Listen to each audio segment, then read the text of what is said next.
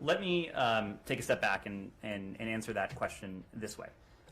First, you have heard from us consistently, you've also heard this consistently in the category of things we've been consistent about, that if any Russian forces move across the Ukrainian border, if there's a renewed invasion, it will be met with a swift, severe, and united response, not only from the United States, but also from our allies and partners.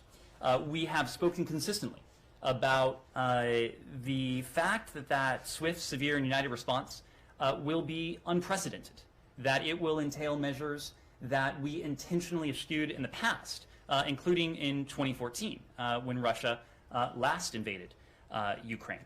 But it also will be unprecedented in its approach. And this is the point that you were getting to, Matt. It's the point that one of my colleagues made this morning. My colleague said that, and you quoted it partially, the gradualism of the past is out, and this time will start at the top of the escalation ladder and stay there. My question is this. So if you're at the top of the escalation ladder and something else happens, you don't have any further to climb on the ladder. You either fall off, or I guess maybe you jump onto the roof, Matt, if the ladder is attached to something. But I don't understand.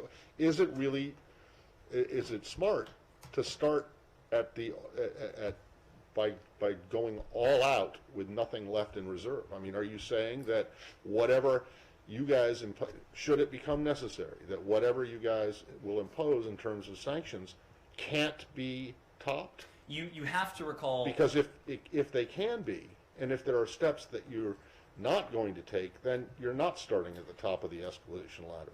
A couple points. One, you have to recall what this is about and what's at stake here. If this swift, severe, and united response goes into effect, and let me be clear, we hope it need not have to. We hope that dialogue and diplomacy can help us find a way out of this, help us find a way to de-escalation and ultimately to a peaceful resolution of this Russian aggression. But if we get there, what we will be talking about is a renewed Russian invasion of Ukraine. And the stakes of that, as we talked about yesterday, are important in the context of Ukraine, of course, a close partner of the United States, a sovereign, independent country itself. And that, of course, is important to us. It's important beyond Ukraine as well. What should be inviolable rules of the rules-based international order would come under assault. They would be undermined. They would be potentially eroded if the international community were not to take drastic steps to show Vladimir Putin, to show the Russian Federation that this is not the kind of action that can be tolerated in the 21st century. These are the kinds of actions that we sought to relegate to the dustbin of history after the Second World War. And if Vladimir Putin thinks that renewed aggression won't be met with severe, swift, united response, he would be wrong. There's another point here that I think is important, though. Even in the current phase, even in recent weeks, we have seen financial markets price in a greater risk premium into Russian financial assets amid the increasing movement of troops. It is not just us that is warning of this swift, severe, and united response.